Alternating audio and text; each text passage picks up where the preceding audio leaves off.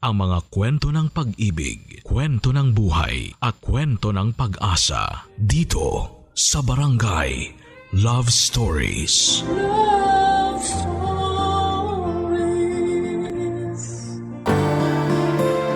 Huwag nating ibaba ang pamantayan natin sa pag-ibig dahil nangihinayang ka sa tagal ng inyong relasyon. Huwag ka ring matakot magsimula ulit dahil minsan ang katapusan ay indikasyon ng bagong simula. Ikaw, kabarangay, may pagpapahalaga ka ba sa iyong sarili? Dear Papa Dudut, magandang araw po sa inyo at sa mga bumubuo ng programa ninyong Barangay Love Stories. Tawagin niyo na lamang po ako sa pangalang Noela, 34 years old at taga Quezon City. Nagtatrabaho ko sa isang private company at gustong-gusto ko talaga ang mga kwento na ine-ere po ninyo. Lalo na yung tungkol sa pag-ibig. Ako man ay may sariling istorya na ngayon ay napagdesisyonan ko nang ipadala sa inyong programa. Magsisimula ang lahat noong mga panahong unti-unti nang nagbubunga ang pagsasakripisyo ko sa buhay. Yun bang nakakamit ko na ang mga bagay na pinapangarap ko lamang noon. Tulad ng sariling bahay at sasakyan. Hindi naman kasi mayaman ang pamilya namin. Kaya nga naging madiskarte ako at masinop sa pera. Sinabi ko sa sarili ko na hindi pa ako titigil sa pag-abot ng mga pangarap ko dahil napakarami pa talaga ng mga yon. Noong mga panahong ding yon, may boyfriend ako na itago na lang natin sa pangalang Christopher.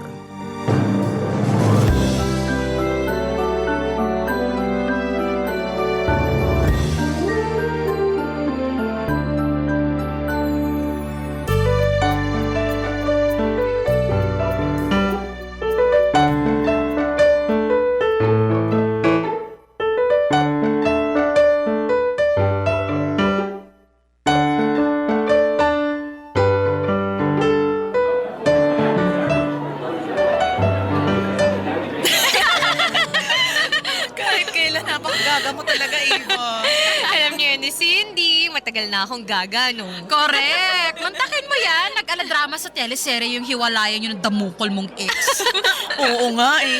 May sabunatan at sampalan pang naganap. Aba, syempre. Anong akala niyo sa akin? Na makikipaghiwalay ng walang paghihigante? Tawagin niyo na akong mapagpatol. Pero di talaga ako makakatulog sa gabi nang hindi nakakaisang sampal at sabunot dun sa malanding babae na pinalit niya sa akin. Binigyan ko rin nun yung ex ko para naman patas lang sila. Ay, buti naman. Magsama sila, no? Pareho silang manloloko at malalandi. So true. Ikaw naman, Noela. Ha? Anong ako? Kumusta naman kayo ni Christopher? Okay naman kami. Wala ka namang naaamoy na may babae? Uy, wala ah. Loyal sa akin yung boyfriend kong yun. Alam ko na ako lang ang mahal niya at syempre, siya lang din ang mahal ko. Buti naman. Tama na yung ako na lang ang niloko sa ating tatlo, no? Kasi alam ko, madali naman ako makakausap. Ay? Siyempre, kahit na minahal ko ng bonggang-bongga yung ex ko, the disrespect is too loud to stay. Ay! Ganon. Kaya di dapat inotolerate. Ay, yes, girl. I love the fighting spirit. May wayang matawat ng mga strong, independent woman. Yun. Ay, palaka! Ano ba yan? Oo nga, sinong palakayan? Ha? Si Christopher. Excuse lang ha. Sagutin ko lang. Doon lang ako sa labas. Babalik din ako. No, sige, pero bilisan mo ha. Magsisikahan pa tayo. Oo, sige. Babalik ako agad.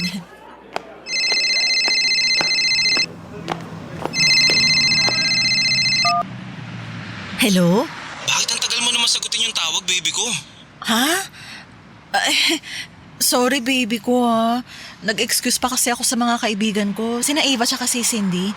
Lumabas ako dito sa restaurant kasi baka makaabala ako sa mga kumakain sa loob. Ah, ganun ba? Pasensya na, hindi ko naman alam na kasama mo pala sila. Sinabi ko kaya sa'yo last time. Baka nakalimutan mo lang. Siguro, nawala sa isip ko eh. Naku, 34 ka pa lang pero nag-uulyanin ka na. Huwag mo naman ipamukha sa akin yung edad ko. Biro lang. Pero bakit ka pala napatawag? Magpapasundo sana ako sa'yo rito sa trabaho. Magpapasundo? Oo nagtitipid kasi ako sa pamasahe. Saka ikaw naman ang may kotse sa ating dalawa kaya naisip ko na magpasundo. Pero kasama ko nga yung mga kaibigan ko. Kumakain pa kami, Ano baby. oras kayo matatapos? Ha? May plano pa kaming manood ng sine pagkatapos namin kumain eh. Gabi na. Meron pa namang last full show. Di ba pwedeng next time na lang yan? Plano mo pa talaga akong paghintayin na matagal dito, no? Hindi naman sa ganun, pero ngayon na lang kasi kami nagkita-kita ng mga kaibigan ko. Kaya gusto ko sanang sulitin. Noela naman, pagpapalit mo na ako sa mga kaibigan mo? Saan naman ang galing yan? Pakiramdam ko lang. Pambihira. Nakakatampo ka talaga. Ako tong boyfriend mo pero mas gusto mo silang samahan. Sige, kung ayaw mo ko sunduin di wag na. Sana maging masaya ka kasama mga kaibigan mo. Hello, baby ko? Hello?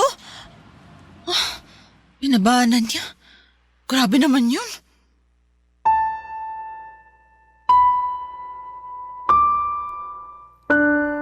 Papadudot nagkakilala kami ni Christopher noong nasa kolehiyo pa lamang kami.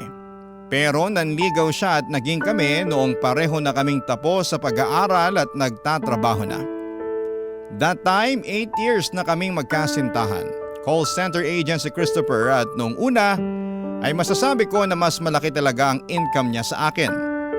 Pero noong na-promote ako ay tumaas naman ang sahod ko.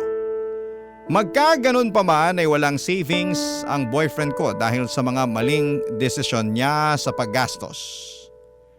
Magkaganon pa man ay mahal na mahal ko pa rin siya. At kahit na madalas na pinagtatawanan niya ang pagiging masinop ko sa pera, ay hindi ako nagdadamdam. Kasi totoo naman. Laging sinasabi ni Christopher na ang pera ay dapat gastusin. At minsan lang daw tayong mabuhay sa mundo. Kaya dapat sinusulit na natin.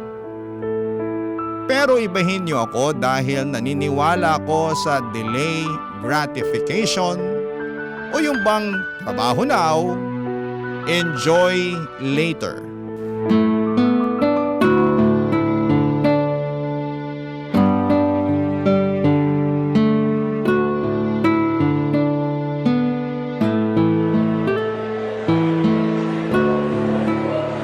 Grabe, busog na busog ako sa hinain natin. Ang sasarap lahat. Oo nga baby ko. The best talaga yung kinainan natin na yun. Buti na lang dun mo kami dinala nila mama at papa. Na-enjoy nila. Naku, buti naman. Malaking bagay sa akin na-enjoy ng parents mo yung treat ko sa kanila. Salamat ulit sa treat mo ha. Buti na lang sinagot mo yung kain natin sa labas kasi kapos ako ngayon eh. Ang laki rin kaya ng binayaran mo. Wala yun. Saka sabi ko naman sa'yo ako na ang magbabayad dahil nga libre ko sa parents mo yun. Yun na yung pinakaregalo ko sa birthday ni mama. Kasi pwede bang humirit pa ng isa pang regalo para sa kanya? Ha? Anong isa pang regalo? May nabanggit kasi si mama na damit na gustong gusto niyang bilhin. Kaso may kamahalan eh. Tsaka wala pa akong sweldo ngayon. Gusto ko naman siyang pasayahin dahil minsan lang naman ang birthday sa isang taon, di ba? Tapos mama ko naman yun. Hindi na rin naman ibang tao sa'yo kaya sana ikaw na lang ang magregalo sa kanya. Ako talaga? Oo. Sigurado ako ma-appreciate yan ni mama lalo na pag galing sa'yo. Kasi... Sige na, baby ko. Please. Sige na. Nasa magkano ba yung damit? Saka saan mabibili? Dito lang din yun sa mall mabibili. Ang tanda ko, nasa 5,000 yata. 5,000? Oo. Maganda naman kasi yung kalidad nun. Tsaka... Pero kasi... sobrang mahal naman nun para sa damit, baby ko. Oo nga, pero gustong gusto yun ng mama ko eh. Tsaka birthday naman niya. Pwede ko naman yun bilhin pero baka matagalan pa kasi nga dami ko rin pinagkakagastusan. Alam mo yan, di ba? Oo nga, pero... Matutuwa si mama sa'yo pag niregaluhan mo siya ng ganun. Sasabihin ko, binili mo para sa kanya para kunwari wala kang idea. Kasi ano? hindi kasi biro yung 5,000. Saka gumastos na ako ng 5,000 kanina doon sa kinain natin, Sabi di ba? mo, regalo mo yun sa mama ko. Bakit parang ngayon sinusumbat mo naman yata yan? Hindi ko naman sinusumbat, okay? At oo, regalo ko nga yun sa mama mo. Pero yun na yun. Hindi nakasama sa budget ko yung damit na gusto mong ipabili, lalo 5,000 rin yun, no? Ang mahal kaya Ayun nun. ka na naman eh. Anong ako? Teka, paano ako? Nagkukuripot ka na naman eh. Nanay ko naman yung bibigyan mo ng regalo. Buti sana kung ibang tao eh. Baka ako pa magsabi sa'yo na pag-isipan mo muna bago mo bilhin. Kung may pera lang sana ako, di ako nagsasabi sa'yo. O sige, kung ayaw mo, wag na lang. Umuwi na lang tayo. Total, tapos naman na tayong kumain. Tsaka, wala na rin tayong gagawin dito sa mall. Sige na. Anong sige na? Uwi na tayo? Hindi. Pumunta na tayo dun sa bibilhan natin ng damit na gusto ng mama mo. Bilhin na natin para maregalo mo sa kanya. Talaga? Oo naman. Salamat baby ko. Salamat kasi di mo kami matiis ni mama. Naku, sigurado matutuwa yun. Oo, pero huli na to ha. Lalagpas kasi ako ngayon sa budget ko kaya medyo masakit sa bulsa. Oo, sige. Pero huwag mo masyadong isipin yun. Pera lang yan. Babalik din yan. Papa Dudut, wala na akong nagawa kundi ang sundin ang gustong mangyari ni Christopher. Ikinaskas ko ang aking credit card, ang pambili ng regalo para sa nanay niya. Out of the budget ko yun dahil ang kinain lang namin sa labas ang sagot ko. Birthday kasi ng mother niya at yun na lang ang birthday gift ko. Kahit masino pa ko sa pera, hindi naman ako kuripot, lalo't pagkain ang pinag-uusapan. Responsable kasi ako sa finances ko at naging hobby ko na talaga ang mag-track ng mga expenses. Pinaglalaanan ko rin ng pera ang mga dapat kong pagkagastosan. At kapag kulang ang pambili ko o wala akong budget para sa bagay na yon, ay hindi ko naman pinipilit. Pero dahil wala na akong pagpipilian pa ay may kaunting bigat sa kalooban ko, Papa Dudut, ang pagpayag ko sa kahilingan ng boyfriend ko na gumastos ng extra para sa kanila. Barangay Love Stories. Barangay Love Stories.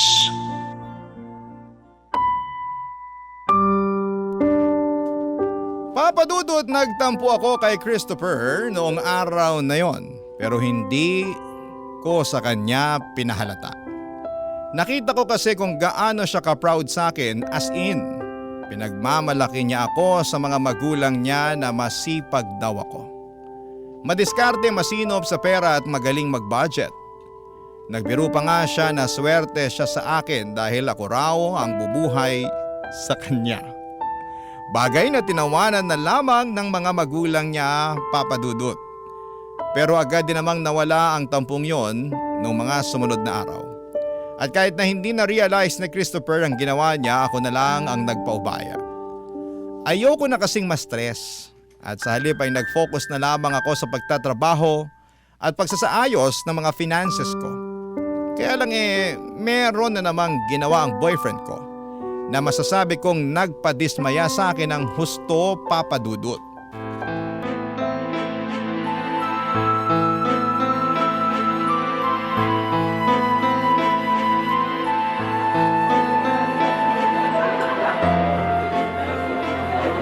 Naku baby ko, mukhang may problema ako. Ha? Ano yun? Ngayon ko lang na-realize na hindi ko pala nadala yung wallet ko. Anong ibig mo sabihin? Naiwan mo ba sa inyo? Mukhang ganun na nga. Naku, sino magbabayad nito mga kinain natin? Ha? Ako ba ang magbabayad? Uy, sino pa nga ba? Alam nga naman ako nagbayad na ako nung kinain natin sa labas nung nakaraang araw. Kaso hindi ko nga nadala yung wallet ko eh. Wala ka bang pera sa e-wallet mo? Baka meron, pwede na yan. Tumatanggap naman yata sila dun eh. Wala eh. Kakadeposit ko lang sa bank. Ibig sabihin ako talaga pagbabayarin mo dito? Huwag ka naman sumigaw. Pati ba naman pagsigaw bawal na? Sino may sabi nun? Kakausapin ko. Walang nagsabi pero hindi ka ba nahihiya ha? O yan o, nakatingin na sila sa atin. Bakit ako mahihiya? Di ba ikaw ang dapat mahiya? At bakit ako? Kasi nakarating na tayo lahat dito sa restaurant. Naubos na natin yung mga in-order natin, di ba? Tapos saka mo lang napansin, di mo dala yung wallet mo? Hindi mo ba pwedeng bayaran muna? Pwede naman, pero dapat bayaran mo ko agad pagka uwi mo sa bahay nyo, ha? Seryoso ka ba talaga dyan? Oo nga. Seryoso ako. Mukha ba ako nagbibiro? Alam mo naman nagtitipid ako tapos pagagastusin mo pa ako ng ganito. Alam ko, pero baka nakakalimutan mong ikaw ang nagyaya na lumabas tayo ngayon. Ako ba? Oo! Minadali mo pa nga ako kanina kaya naiwan ko tuloy yung wallet ko. Sinisi mo pa talaga ako. Eh nakakainis ka kasi. Para kang bata kung umasta. Saka parang hindi mo ako girlfriend ah. Eh pasabi-sabi ka pa nung nakaraan, ikaw ang nagbayad. Eh totoo naman. Ako naman talaga nagbayad kaya dapat ikaw ang magbayad ngayon. Pero dahil nakalimutan mo nga yung wallet mo, sige babayaran ko na. Pero dapat bayaran mo ako agad ha. Lugi nga ako kasi ang mahal-mahal ng binayaran ko nun. Pero ngayon magkano lang naman tong nakain natin. Oh my gosh, nakakaloka ka ha. Ano nakakaloka dun? Lahat-lahat ng mga sinabi mo. Hindi lang ako makapaniwala na pagsasalitaan mo ako ng ganyan. Na para bang ibang tao ang kausap mo. Bakit? Ano ba mali sa sinabi ko? Hindi mo talaga alam kung anong mali. Malalaman ko kung sasabihin mo sa akin. Sinusumbatan mo ako eh. Asan ang panunumbat dun? Ha? Hirap sa'yo, masyado mong binibigyang kulay ang lahat ng mga sinasabi ko eh. Binibigyan mo ng interpretasyon. Mali-mali naman yung pag-iintindi mo. At ako pa talaga ang may mali rito. O kaya lang nga naman isisi ko sa ibang tao. Sobra ka naman makapagsalita. Oo. Bakit kayo iyak? Hindi mo kita inaano ha. Wala akong sinabing mali. Ako na nga magbabayad, di ba? Sasagutin ko na. Dapat kasi ikaw talaga yan pero dahil wala kang ang pera, ako na. Pasalamat ka, mabait tong boyfriend mo. Tsaka sakto may pambayad tayo dahil kung hindi, paghuhugasin tayo doon ng pinggan. Ayusin mo kasi sa susunod. Dapat tandaan mo na salitan tayo sa pagbabayad sa date natin. Hindi porke ako ang lalaki. Ako na lang lagi ang gagastos.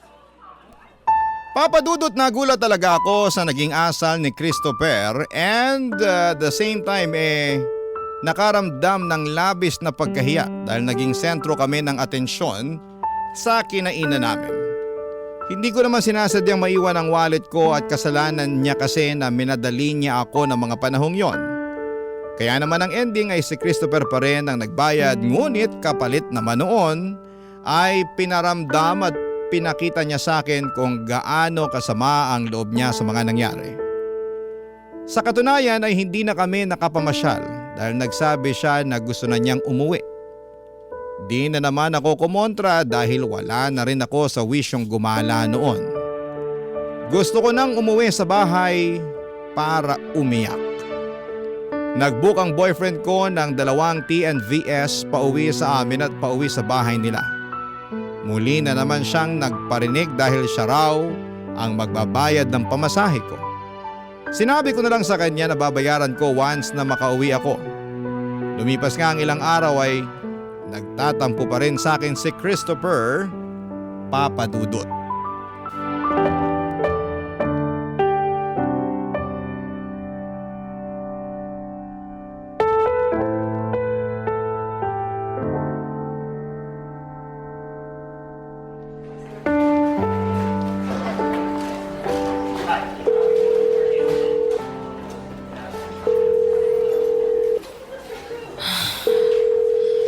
Grabe naman. Nakailang tawag na ako pero hindi niya pa rin sinasagot.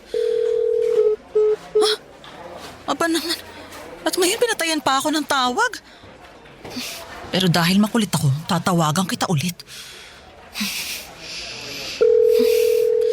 Sagutin mo na, baby ko. Ay, hindi kita titigilan hanggat di kita nakakausap. Ayun, sa wakas. Hello, baby ko. Bakit ba? Anong bakit ba? Bakit ba tawag ka ng tawag? Di ka makahalata no? Pinatayan na nga kita ng tawag tapos nangungulit ka pa rin. Natural na mangulit ako. 2 araw ka na kayang walang paramdam sa akin. Walang update. Siyempre mag-aalala na ako nun. Hindi ka rin nagre-reply sa mga chat at text ko. Ano bang problema ha? Di ba pwedeng masama lang ang loob ko sa'yo? Masama ang loob mo sa akin dahil sa nangyari nung nakaraan? Eh diba, dapat ako sumama ang loob nun kasi kung ano-anong masasakit na salita ang mga sinabi mo sa akin? Sa lagay kayo lang mga babae ang may karapatang sumama ang loob.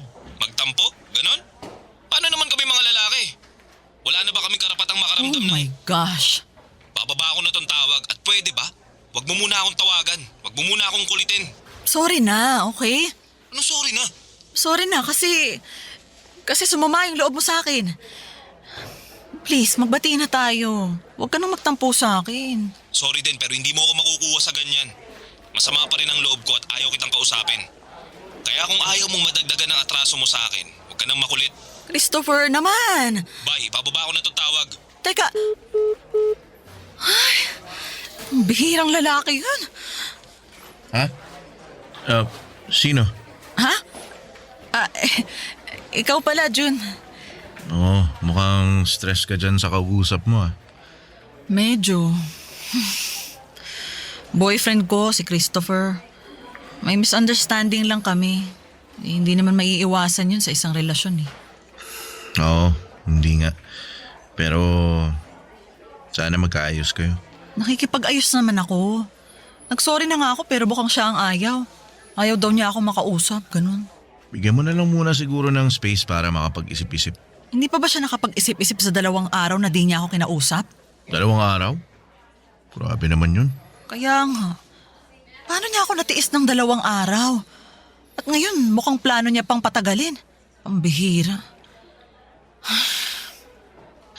Pasensya ka na ha.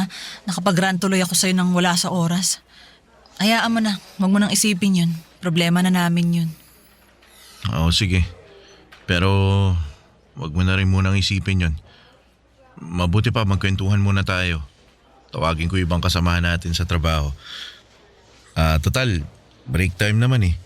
Para kahit papaano, malibang ka rin. Papa Dudut, guilty ako sa part na nagsorry ako sa kanya ng labas sa ilong. Meaning for the sake na matapos na ang tampuhan namin. Pero nahalata yun ni Christopher kaya lang lalo siyang nagalit sa akin. Nagalit na rin ako sa kanya dahil para siyang bata kong umasta. Akala mo kung sino at masyadong mapagmataas na para bang inapi samantalang girlfriend naman niya ako. Sobra talaga akong na-stress kay Christopher kaya thankful ako nang dumating si June, katrabaho ko, para makipagkwentuhan. Dumating din ang iba naming kasamahan kaya naman nalibang na ako ng tuluyan. Pansamantalang nawala sa isipan ko ang alitan namin ng boyfriend ko. Pero pag uwi ko sa bahay ay bumigat na naman ang pakiramdam ko. Hindi pa rin kasi nagte-text or tumatawag si Christopher. Napaisip na tuloy ako kung hanggang kailan niya planong magtampo. At ano ang pwede kong gawin upang suyuin siya, Papa Dudut. Barangay Love Stories. Barangay Love Stories. Papa Dudut, nagkabatiring kami ni Christopher makaraan ang 4 na araw. Pinuntahan ko siya noon sa bahay nila at sinuyo. Para kasi siyang niligawan ulit at kahit na nag-iinarte pa siya nung una, ay naging maayos naman ang lahat. Pero pagkatapos noon ay napagtanto ko na hindi na ako masaya sa klase ng relasyon na meron kami. Para kasing hindi girlfriend ang tingin niya sa akin at parang backup plan niya na pwedeng hinga ng tulong lalo na sa finances niya kapag nagigipit siya. Minsan nga parang nanay na tagabayad ng mga gusto niya o di kaya ay kakumpetensya sa mga bagay-bagay. Dahil napansin ko na lamang na hindi na siya ganon kasaya sa mga achievements ko. Madalas na rin niyang masamain ang pagiging masinop ko. Na hindi ko naman daw madadala sa hukay ang pera. At kung ano-ano pang mga nakakainis na mga salita ang inaatake niya sa akin. Kaya nga unti-unti nawala na ako ng amor kay Christopher. At kahit na mahal ko siya, napapagod din pala ang puso. Samantala ay nagiging close naman kami ni June. Inaasar din kasi kami ng mga katrabaho namin sa isa't isa ng panahong yon. Mabait naman si June, mga kapuso. Katulad ko siya ng goal sa buhay, isa siyang goal-oriented na tao at may disiplina pa sa paghawak ng pera. Masasabi ko na lihim akong humahanga sa kanya ngunit hanggang doon na lamang yon.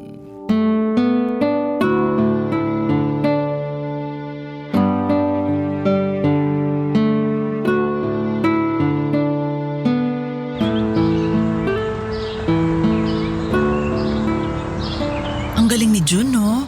Sa wakas na-appreciate rin ng company namin yung husay niya.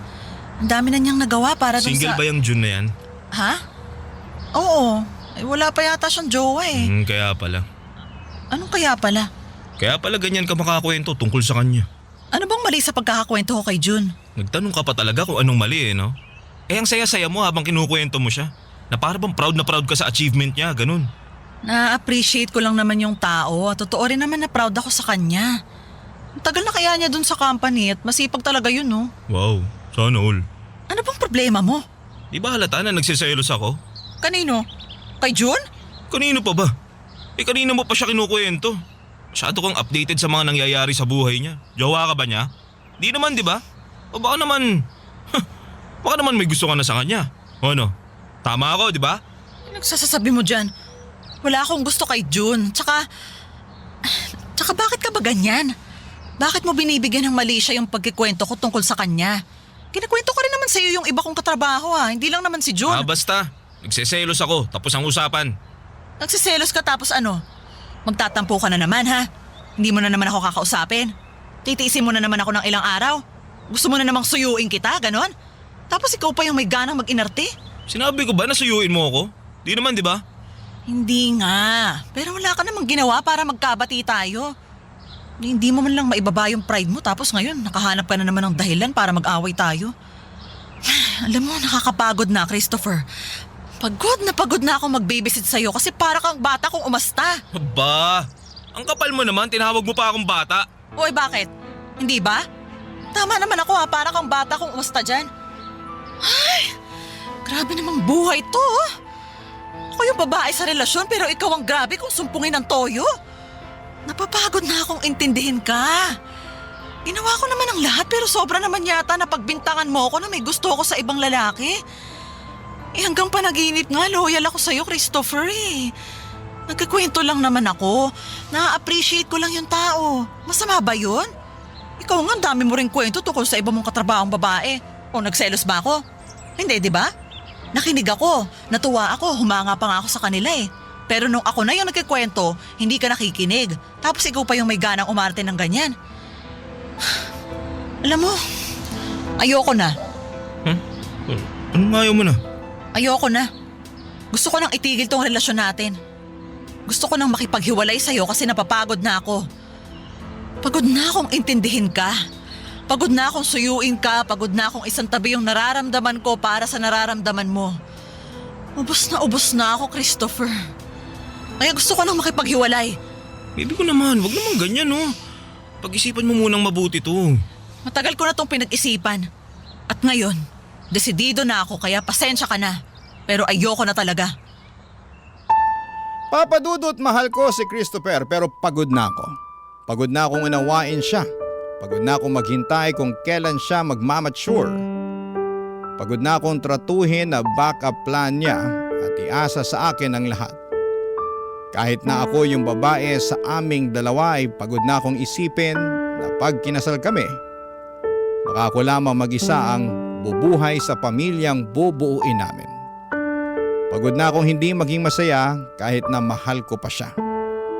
Kaya nga kahit masakit sa loob ko ay ginawa ko na ang alam kong makakapagpaluwag sa aking dibdib. At yun nga ay ang hiwalayan si Christopher. Oo, andun yung panghihinayang sa ilang taon naming magkasintahan. Kasal na nga lang ang kulang, hindi ba? Komportable at pamilyar na kami sa isa't isa. At nandun din yung takot ko na magsimula ulit. Pero masaya ako na sa wakas ay nakalaya na ako. Kaso makalipas ang 2 araw ay nagtapat ng feelings niya sa akin si June, Papa Dudut.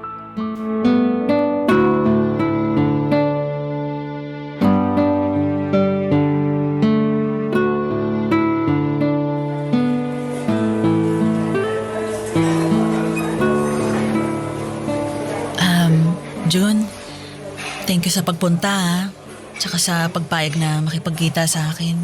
Wala yun. Siyempre excited ako nung niyaya mo ako lumabas.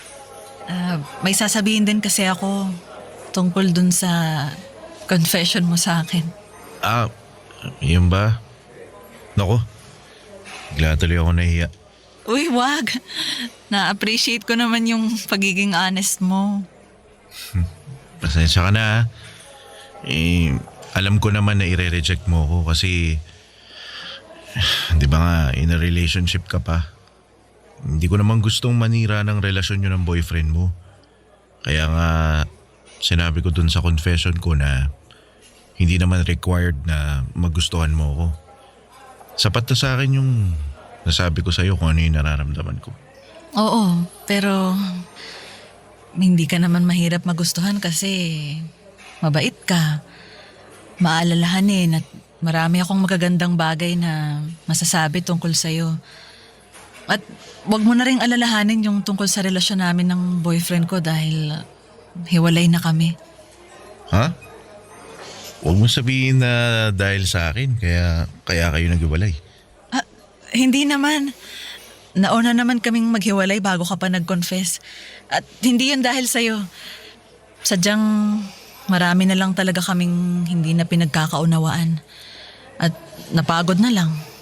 Kaya ako na yung nakipaghiwalay kahit na masakit din sa akin talaga. Masasaktan ka talaga kahit ikaw ang nakipaghiwalay. Siyempre, minahal mo yung tao eh. Oo, matagal na rin kasi kami. Kaso, hindi na talaga kami nag-workout. At kahit na anong pilit ko, hindi na kami maaayos. Kaya okay na rin tong nangyari. Kahit papaano, gumaan-gaan ang loob ko. Tungkol naman dun sa confession mo, salamat. Tulad nga ng sinabi ko, hindi ka naman mahirap magustuhan pero pakiramdam ko hindi pa ito ang tamang panahon para pumasok ako sa isang relasyon. Kahihiwalay lang namin ni Christopher. Kaya gusto ko munang umusad at maghilom. Naiintindihan ko naman yun. Tsaka, di naman ako nagmamadali. Willing akong hintayin ka kung kailan ka handa na ulit magmahal. Gagawin mo talaga yun? Oo naman. Mahal na nga kita eh. Tsaka mahalaga ka sa akin. Kasama na rin doon yung nararamdaman mo. Sabi ko nga, di ba, di naman ako nagmamadali. Pero nandito lang naman ako para umalalay sa'yo. Para makinig sa mga kwento mo. Para damayan ka sa lahat ng panahon at magsilbing kaibigan mo. Maraming salamat, Jun. Malaking bagay sa akin na nandyan ka. Nakikinig ka ng walang panghuhusga. Salamat kasi naging magkaibigan tayo. Wala ka naman. Alam mo, naisip ko pagkatapos natin kumain dito, mamasyal kaya tayo. May alam ako magandang pasyalan dyan lang sa malapit. Talaga? No. Okay lang ba sa'yo? Di ka naman ba nagmamadaling umuwi? Hindi naman. Okay na okay sa akin. Para malibang-libang din ako kasi ilang araw na akong umiiyak pag nasa bahay. Medyo hindi na healthy. Kaya mo, puro lakad gagawin natin doon para naman healthy. Ang corny mo ah. Oh, pero di ba natatawa ka nga eh. Aminin mo na, natatawa ka. Oo na. Natawa na ako. Sige na. Ang kulit mo pala talaga, no?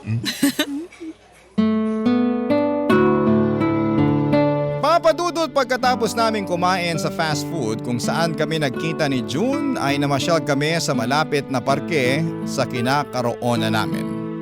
Marami kami napagkwentuhan ng mga bagay-bagay na masasabi kong naging daan para mas makilala ko siya. Pansamantala kong nakalimutan ang bigat ng nararamdaman ko na mga panahong yon na bunga ng pakikipaghiwalay ko kay Christopher. Sa kasalukuyan ay nililigawan na ako ni June at plano ko na siyang sagutin. Malaki ang pasasalamat ko sa kanya dahil dumating siya sa buhay ko. Marami siyang nagawa na hindi matutumbasan kahit pa ni Christopher. Magkaibang-magkaiba kasi sila. Lalo na sa pag-uugali at paniniwala pagdating sa pera. At ang masasabi ko lang ay masaya ako na sa wakas ay napunta na ako sa tamang tao. Maraming salamat po sakaling mapili po ninyong i-air ang storya ng buhay ko, Papa Dudut. Malaking bagay po ito sa akin. God bless and more power sa Barangay Love Stories. Mabuhay po kayo, ang inyong forever kapuso at kabarangay, Noela. Kwentuhan naman tayo dito sa comment section.